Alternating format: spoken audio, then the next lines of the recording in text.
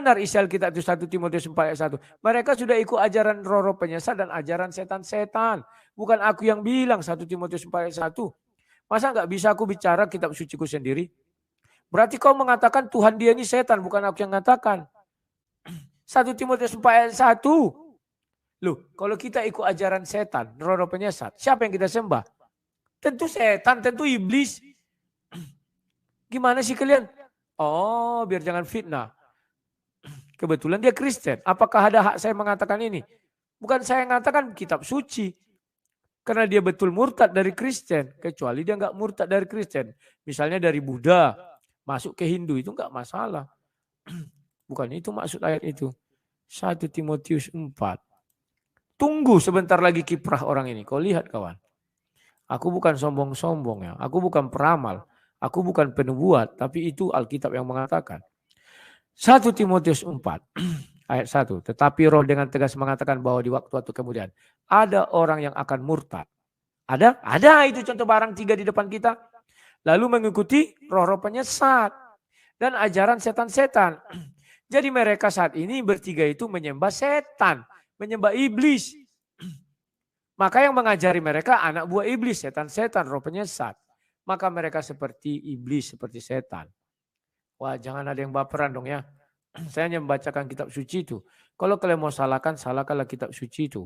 Pergi kalian ke kuburannya Paulus, gali maki-maki Paulus. Gara-gara kau, setiap orang Kristen masuk ke agama kami, jadi dibilang si Rudi Yohanes, pengikut setan, penyembah setan. Nah, bilang gitu. Bukan karena saya kawan. Saya hanya hanya membacakan saja, nggak lebih nggak kurang. Dan tidak menafsir. Ada nggak saya menafsir? Nggak ada. Bahasa Indonesianya jelas.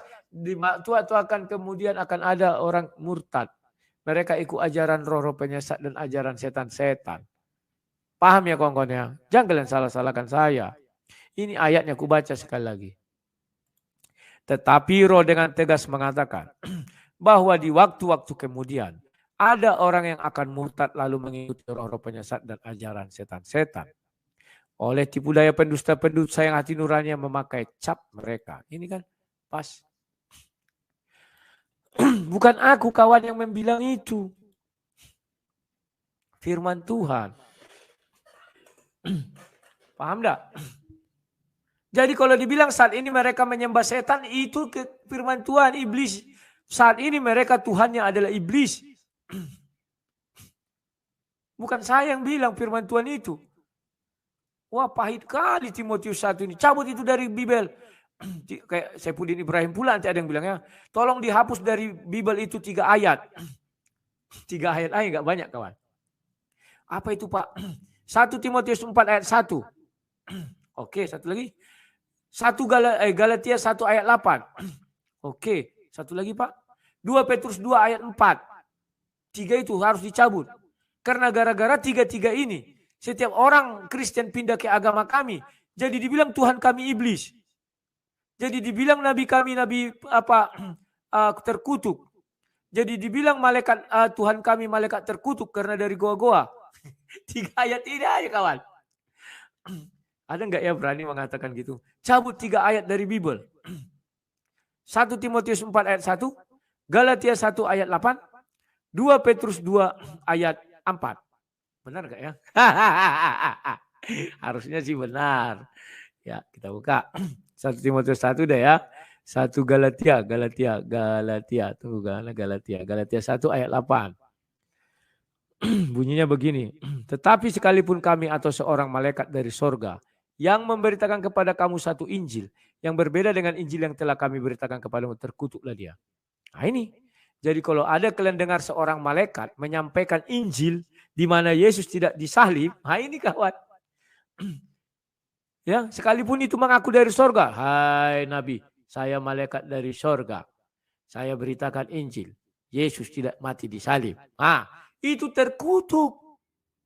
Kami ini siapa? Para rasul. Jadi kalau ada rasul atau seorang malaikat dari sorga beritakan kepada kamu satu Injil yang berbeda dengan Injil yang telah kami beritakan kepada kamu, terkutuklah dia. Jadi terkutuk kawan. Harus dihapus. Lanjut. 2 Petrus. Kalian catat ini kawan-kawan ya. 2 Petrus 2. Siapa tahu kalian nanti di luar negeri bilang, mohon dihapus, dicabut dari kitab suci orang Kristen 3 ayat saja, nggak usah 300 kayak Sapudin. Karena 3 ayat ini menjadikan Tuhan yang kami sembah iblis. Kan itu kawan. 3 ayat ini kawan. Oke, yang terakhir 2 Petrus 2. Apa dikatakan di situ? Ayat 4. Sebab jikalau Allah tidak menyayangkan malaikat-malaikat yang berbuat dosa, tetapi melemparkan mereka ke dalam neraka, dan dengan demikian menyerahkannya ke dalam gua-gua yang gelap untuk menyimpan mereka sampai hari penghakiman. Gara-gara ketiga ayat inilah, maka Tuhan yang kami sembah itu jadi iblis. Maka malaikat Tuhan kami yang datang dalam gua itu jadi apa? Apa namanya? Malaikat pendosa atau setan atau iblis, ya kan? Gara-gara apa namanya, Galatia 1 ayat 8. Maka kalau ada Yesus tidak mati di salib, dikatakan malaikat itu malaikat terkutuk dan nabi itu, rasul itu adalah rasul terkutuk. Ini kawan. Ini diucapkan jauh-jauh hari. Sebelum agama-agama terkutuk itu ada. Sebelum malaikat-malaikat terkutuk itu datang.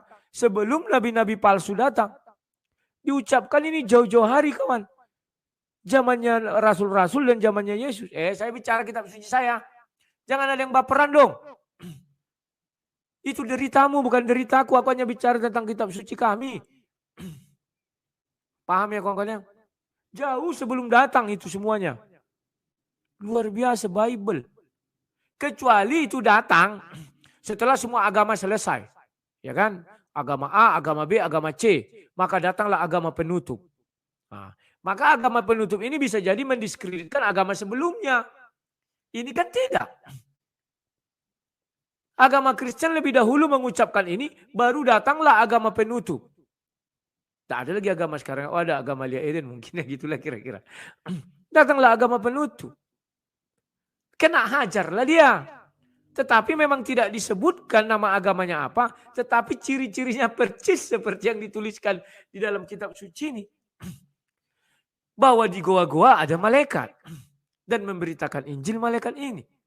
Maka 2 Petrus 2 ayat 4 yang berlaku. Itu adalah setan-setan.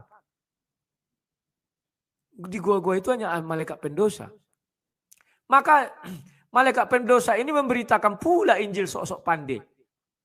Injil yang diberitakannya Yesus tidak mati di salib. Masuklah Galatia 1 ayat 8. 89 itu. Berarti itu malaikat terkutuk dan orang yang menerima Injil itu juga rasul terkutuk. Kan di situ kami kata Rasul Paulus. Paulus kan rasul. Jadi gara-gara orang ini semua, maka adalah yang murtad. Masuklah 1 Timotius 4 ayat 1. Lengkap kawan benteng pertahanan yang dibuat Yesus Kristus. Aduh, aku tadi makan daging naik darah tinggi. Nanti minum obat darah tinggi. Bukan darah tinggi, kolesterol mungkin ya. Entah apalah itu kawan. Aduh. Paham kalian maksud saya ya. Jadi jangan nanti ada orang demo. Jadi nanti ada orang buat mengajukan ke LAI atau KWI. Tolong dihapus 3 ayat dari Alkitab. Kami tidak senang gara-gara Alkitab itu. Dipanggil lah kan. Tanyalah. Kenapa Bapak tidak senang? Ya, gara-gara 1 Timotius 4 ayat 1. Semua orang yang dari Kristen masuk ke agama kami. Sehingga kami dibilang penyembah setan. Penyembah iblis. Karena ayat itu berkata demikian katanya. Waduh katanya. Lupa pula orang KWI. Coba kuliah dulu. Oh iya betul katanya. Betul. Pak gimana ini Pak? Gimana ini? Datanglah yang satu. Lantak aja lah suruh dia pergi ke Yerusalem sana atau kemana. Cari kuburan si Rasul Paulus. Suruh bongkar habis itu maki-maki Rasul Paulus bilang. Selesai. Bagaimana kita mau mengoyak? Sementara dunia sudah tahu ayat ini. Kita koyak di Indonesia, di Jerman itu juga isinya kan gitu. Di Amerika itu juga isinya katanya. Yang kedua tuntutan kami. Hapuskan 2 Petrus 2 ayat 4. Pak, 2 Petrus 2 ayat 4 lagi Pak mau dihapuskan. Datang yang orang KWI dengan PGI KWI, LAI, PGI misalnya gitu ya. Memang apa isinya? Baca dulu. Dibilang Pak di situ malaikat-malaikat di goa itu katanya pendosa, malaikat pendosa. Kalau orang Kristen, Pak, malaikat pendosa kan iblis sama setan-setan. Astaga. Kata bapak-bapak itulah kan, kok ada pula ayat ini ya. Terus gimana nih? Galatia yang nulis Pak, Rasul Paulus. Sudah suruh pergi orang itu cari makam Rasul Paulus. Gali, habis itu maki-maki, mau kalian bakar mayatnya, bakarlah, mau kalian giling, kalian buat jadi abu, silakan. Tidak bisa kita ganti itu, karena di Jerman itu juga isinya, di Belanda itu juga isinya. Aduh, katanya. Oke Bapak, yang ketiga. Ya silakan, katanya. Galatia 1 ayat 8 dan 9. Apa isinya, weh? Buka-buka lu. Pak, katanya sini ada malaikat terkutuk dan rasul terkutuk. Kalau memberitakan Injil yang berbeda dengan yang ada diberitakan Rasul Paulus dan kawan-kawan. Ah, masa iya? Iya Pak. Memang ada orang yang memberitakan lain Injil. Ada Pak. Yesus katanya nggak mati. Yesus nggak mati disalib Pak. Lantas mati kenapa? Nggak tahu Kak Pak. Mbak, berarti astaga, itu kan ajaran siapa itu si Barnabas? Si Barabas, Yesus yang tidak disalibkan si Barabas. Aduh, pantaslah Galatia 1 ayat 8 ini berkata demikian. Si Barabas yang dibilang orang itu, ya jelaslah terkutuk. Aduh, kalau itu tidak usah dicabut, biarlah situ. Adanya di Bible ternyata si Barabas yang dimaksudnya itu. Yesus Barabas. Jadi kalau ada yang membilang Yesus tidak mati itu Yesus Barabas yang terkutuklah itu malaikat. Itu betul, tidak usah cabut, biar bersitu. Kalau yang dua itu gimana Pak? Ya suruh berangkat itu semua. Berangkat kalian ke apa sana, cari makamnya si Rasul Paulus. Gali kalian. Kalau ada kalian lihat tulangnya bakar, giling sampai suka hati kalian, sampai dia di debu. Wah, kan gitu. Gitu kawan, ngeri kawan. Jadi orang Kristen itu berbahagia kawan. Gak usah pala kerasa kerusuk. Wah, hari-hari ini banyak orang Kristen Indonesia murtad. Ya biarin saja. Sudah 1 Timotius 4 ayat 1 jawabnya. Hey, hello. Selalu kawan. Apakah bahasa di Bible itu, ayat di Bible itu bisa dipertanggungjawabkan? Bisa. Itu dibuat jauh-jauh hari. Bagaimana? Oke. Berarti semakin banyak orang Kristen, biarin. Iblis juga menarik kok sepertiga daripada malaikat sorga. Ngapain kami pusing? Paham ya? Oh, hebat ya. Nah, gitu kawan. Lanjut ya. Jangan kalian bilang baperan kalian. Aduh. Kalau kalian baperan, itu derita kalian. Bukan deritaku. Aku hanya memberitakan firman Tuhan yang ada di kitab suci kami. Bible namanya. Itu kitab suci yang sesungguhnya dari Tuhan datang langsung. Dan firman yang diucapkan tahun 1 sampai tahun sekian-sekian itu, berlakulah itu sampai zaman sekarang. Gak satu orang pun bisa menyangkal hal itu. Paham ya? Sebelum ada Yesus yang tidak disalib, bayangkan. Ratusan tahun lalu, Rasul Paulus sudah menulis itu di Galatia 1. Ayat 8 dibuat Rasul Paulus. Padahal Rasul Paulus nggak hidup di tahun ratusan, 400, 500, 600, 700 ke depan, nggak hidup. Dia sudah jadi cacing. Jadi cacing, jadi tanah sekarang. Di bawah tahun 500 dia juga sudah jadi cacing. Tetapi hebatnya firman Tuhan itu hidup, berjalan dia terus. Itu namanya firman yang hidup. Bukan firman yang mati, yang nggak bisa berjalan stop di situ saja. Kalau ini hidup kawan. Tibalah saatnya, plus baru muncullah kalimat Yesus tidak mati disalib. Ternyata ada stuntman. Di dalam Matius 27 sudah disebutkan. Siapakah namanya? Yesus Barabas.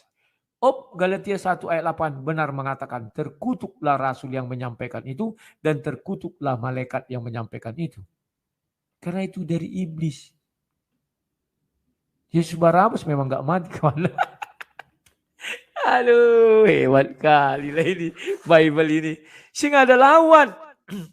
Oke, kita lanjutkan lagi kawan. Aduh, janganlah baperan kalian. Aku bicara firman Tuhan kami kawan.